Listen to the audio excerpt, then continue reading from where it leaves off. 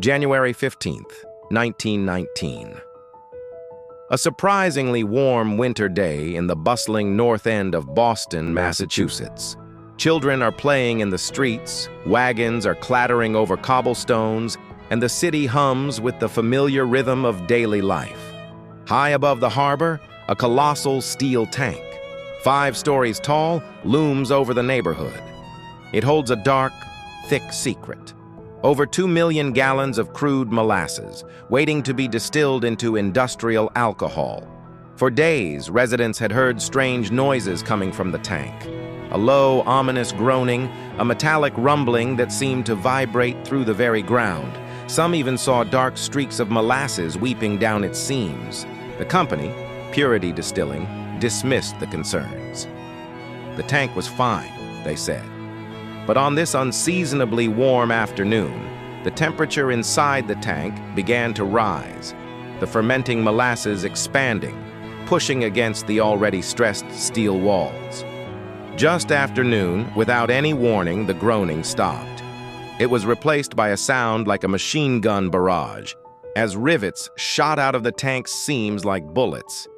Then, a deafening, thunderous roar.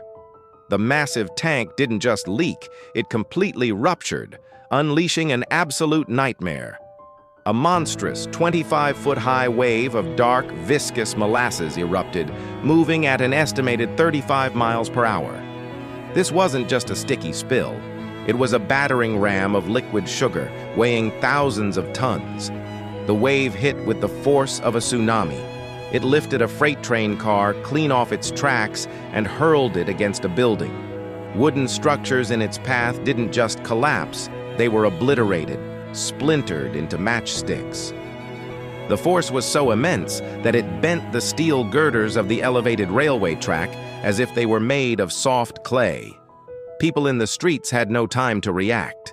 The wave of hot, suffocating sweetness swept them up, tossing them violently or trapping them in a hardening amber prison. Horses, strong and powerful, were caught in the flow and drowned, their struggles useless against the sheer weight and stickiness of the goo. The initial wave was devastating, but the horror that followed was even worse. As the molasses cooled, it became a thick, inescapable trap. The air, heavy with a sickeningly sweet smell, was filled with the cries of the injured and the trapped.